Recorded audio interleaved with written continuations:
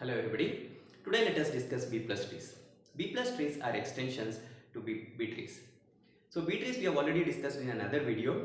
Today let us see what actually a B tree is so that we can understand how B plus tree is different from a B tree.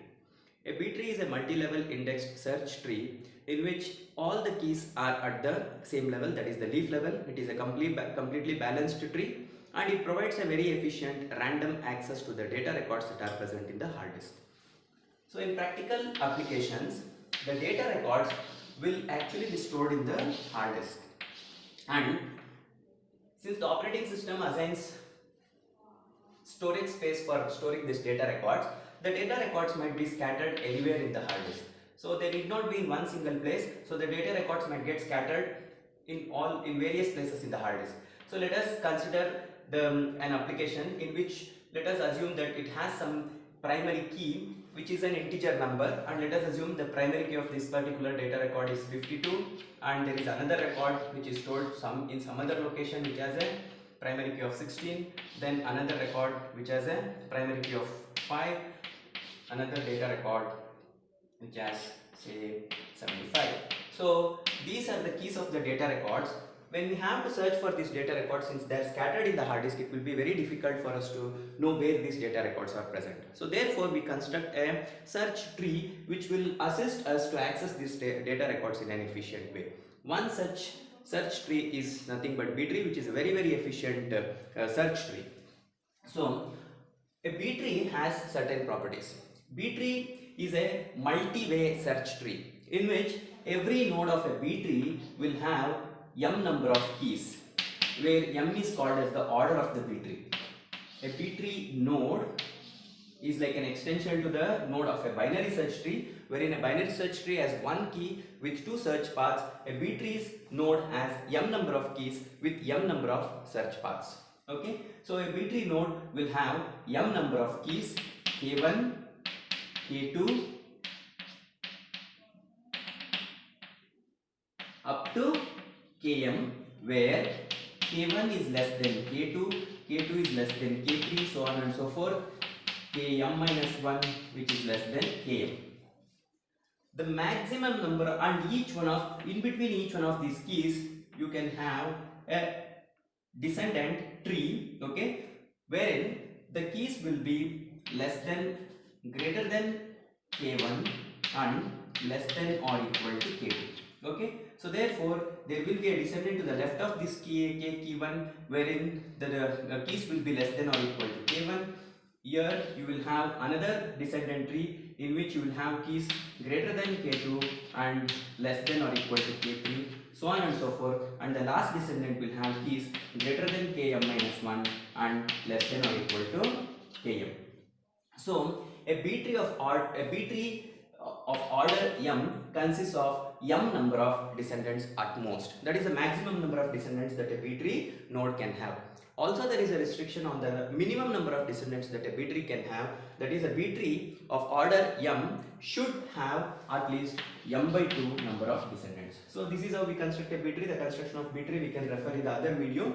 Now we will just see what is the difference between a B tree and a B plus tree. So this B tree is very efficient to provide random access. Once we construct a B tree, we can very quickly locate where the data records are present in the hard disk and we can access. But one of the major drawbacks of a B tree is it doesn't provide faster sequential access. Sequential access meaning, if we can arrange these data records in the increasing order of their primary keys, we should be able to access the data records depending upon their primary keys. That is, if I start from 5, I should be able to next immediately access 16, then 52, then 75, so on and so forth, all the data records that are present in the hard disk, which is not possible with B trees.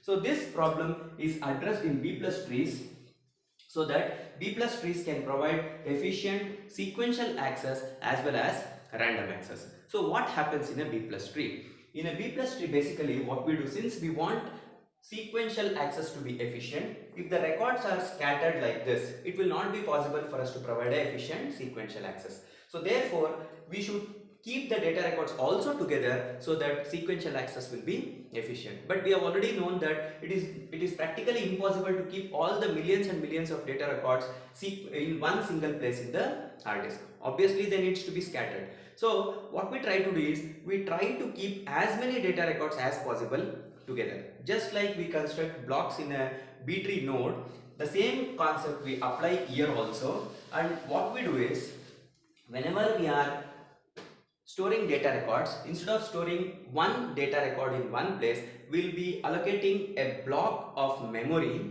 and we will store some n number of data records in one data block. Thereby what happens is, those many data records can be accessed sequentially. Then for the next set of data records, again we encounter the same problem, that they may be not allocated memory in the same place. So therefore what we do is we construct a linked list, and therefore we can be able to access all the data records starting from the first data record till the data record in a sequential manner without having to search in the tree. So let us see how it happens. So now when we want to store a data record using B+ trees, we allocate a data block. Okay, so this is a data block. Okay, so which can hold, say, some n number of keys, n number of data records. Okay, maybe some 10 data records, 100 data records, 1000 data records, or whatever it is, depending upon the size of the records and the memory available to store. So now what happens is, these data records, whenever they are inserted into the data block, they will be stored in a sequential fashion. So for the sake of understanding, let us consider that the data block can hold only 5 data records. Okay, so when you insert 5, the data record 5 will be stored in the first place. Okay, and if you insert 75 is larger than 5, so therefore it will be stored next to 5. And next, if you insert, say, 32, then 32 is smaller than 75 but greater than 5, therefore 32 gets inserted here, 75 gets inserted here.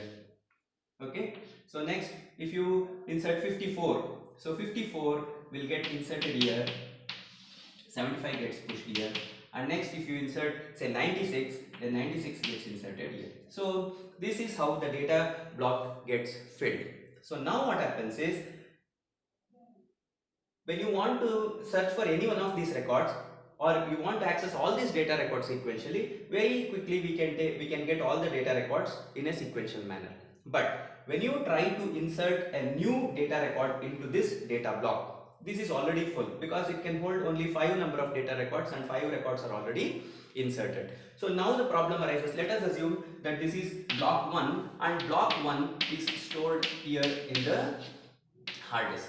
So now we may not be able to find memory for the next block immediately after block 1 so that we can enable sequential access, but therefore we will have to allocate memory in some other place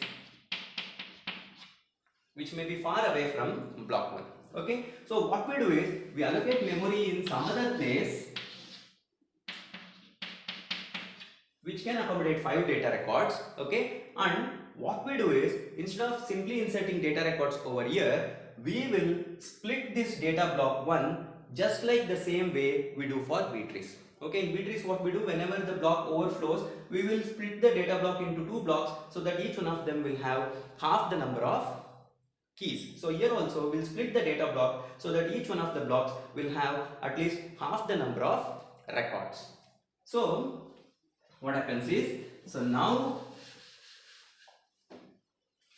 suppose we are inserting a key 25, let us assume. So if we want to insert a data record whose key is 25, so we know that 25 should come in between 5 and 32, that is here, but this data block is already full. So to insert 25, we need to make provision to accommodate the record with key 25 in this data block, that is block number 1.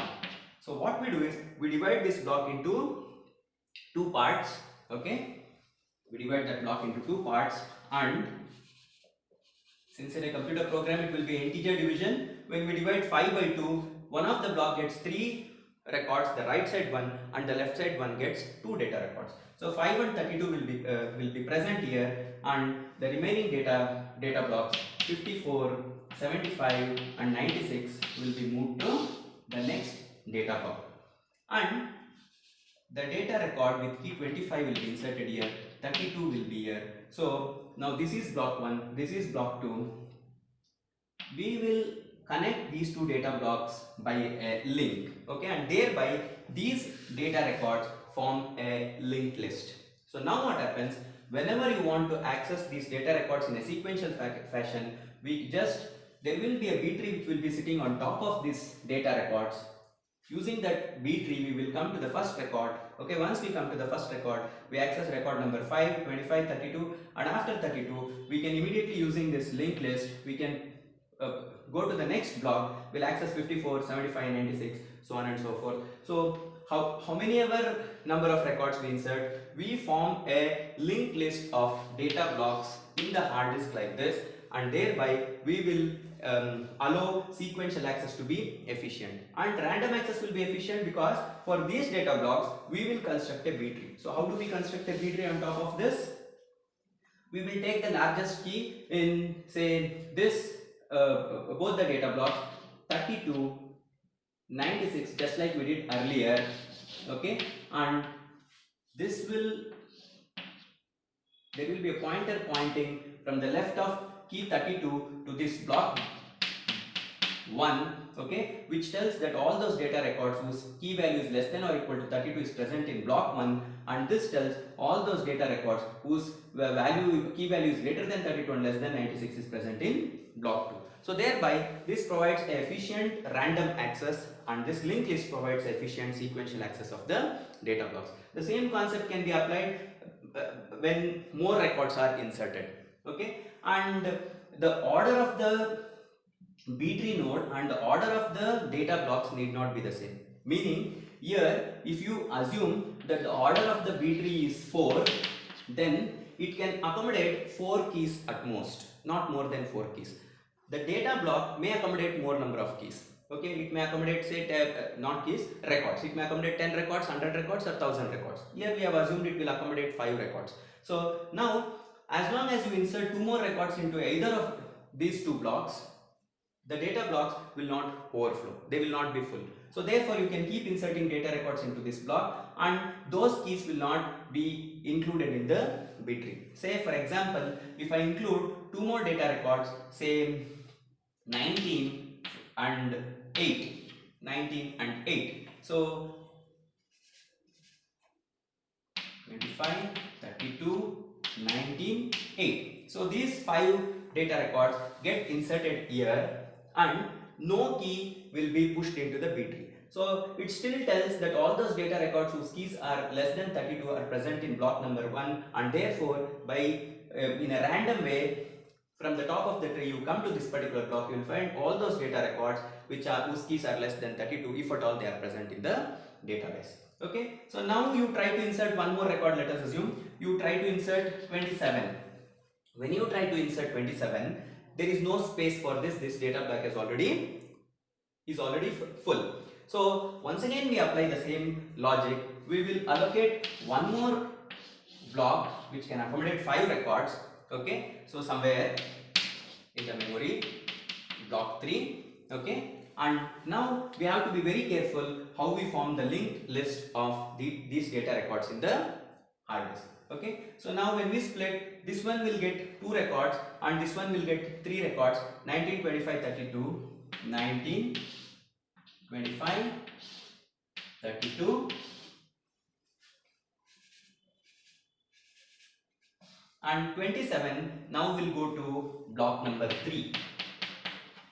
So, and it has to come in between 25 and 27, therefore 27 comes here, 32 will be here, but now the link can't go from block number 1 to block number 2 directly, because these keys are greater than or equal to 8 but less than or equal to 54. So therefore what we need to do is, we need to modify these links such that block B1 will point to block B3 and block B3 will point to block B2. Okay, so therefore it will be block B1 to B3, B3 to B2, and largest key over here is 32, largest key over here is 8, this 96 is anyways over there. All the keys that are from the left of 8, we need a pointer to the block B1, and from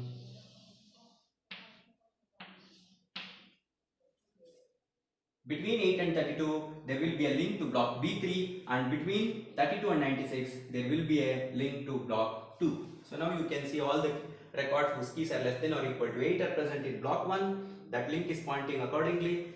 Records with keys greater than 8 and less than or equal to 32 are present in block B3. This link tells that, and this tells that all the keys which are greater than or equal to 32 and less than or equal to 96 are present in block B2. So now for random access, you start from the B tree, you go through the B tree, and you will get, if at all you want only one record, you access that particular record.